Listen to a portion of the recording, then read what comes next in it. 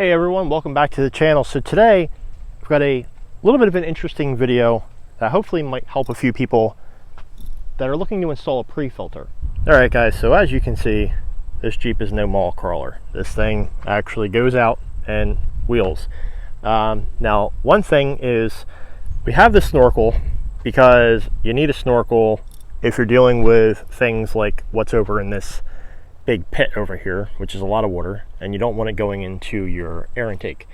So you've got the snorkel on, but what else can we do to further protect?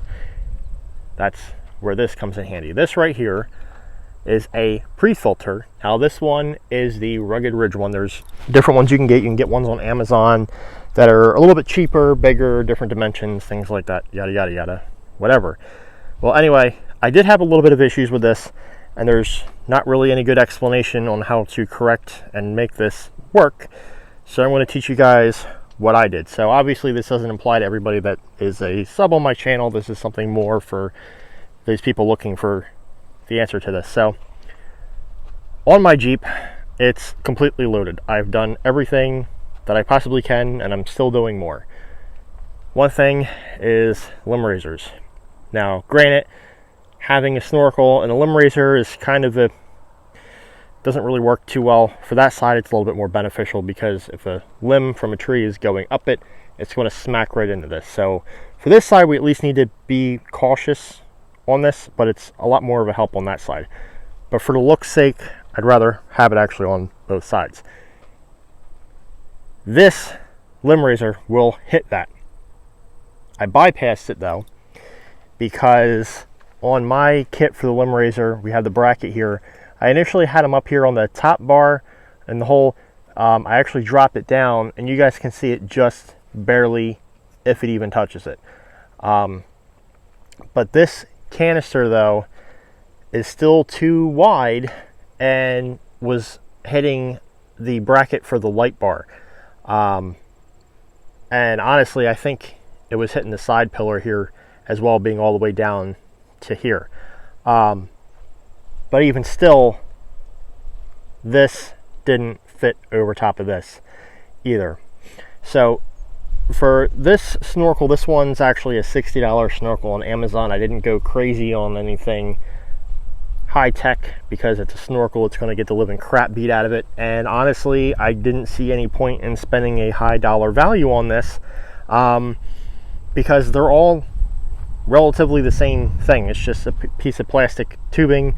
However, some of them would actually go up here, but I didn't want to block this, and in other words, I actually wouldn't have been able to put this, and again, I would have had the issue with the limb raiser. So I wanted to be able to have the KC light there, so I didn't go with the snorkel that would actually come in front of the windshield.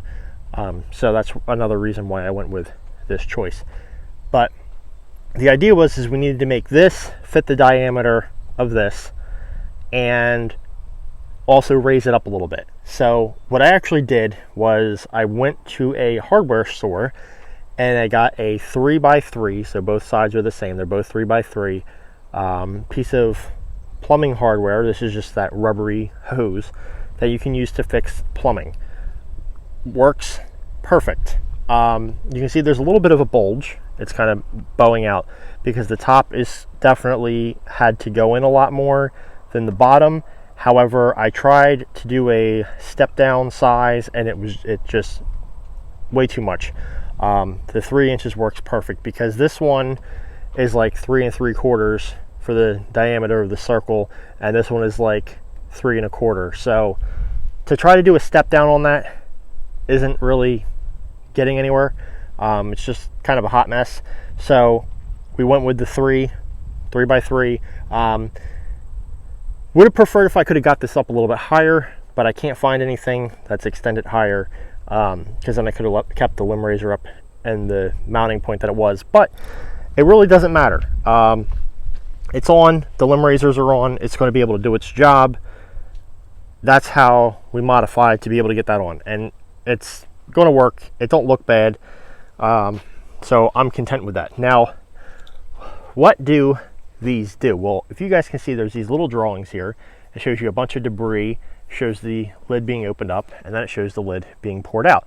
So what actually happens is, instead of the ram air like I had prior, where it was just the big gated thing here and all the air just forced into the engine that way. This now is actually sucking from underneath. You can see we've got all these vents here. So this is actually pulling from underneath. And what happens is all of the air goes up, hits the top of this dome here, and it will put all of the debris, all the dirt, all the water, everything will collect inside of this canister, and only clean filtered air will pass through. Now, do I think that little bits of things could possibly still slip through? Yes, that's why you have an air filter. But considering the air filter that I have in this is a $75 filter, and we do a lot of mudding and out here on the trails, you know, to have the pre-filter, it's going to be better for the longevity of that $75 filter. So we have that added on now. I don't think it's going to be a problem. You know, it seems like it's a fairly easy to use thing. You just undo this wing nut, you take this off, you take that off, you dump it, you put it back on. Now, what I have seen though is that this it's kind of like a glass. Some people say it's glass, some people say it's plastic. I mean, I think it's a very fine plastic. I don't believe it's glass, but the inside of that, this ain't going to be clear forever. That's not going to be crystal clear. The moment it starts to get debris in there with the cyclone thing, it's going to look like a vacuum. Okay, if you've ever bought a brand new vacuum cleaner and it looks all nice and shiny, crystal clear like that, you know after like the first time you run it, it's like yellowed out and it's gone. So that's not always going to look pretty like that, but I'm content with that because overall it's going to make doing things with this a lot more comforting, knowing that I'm not going to have any issues with that.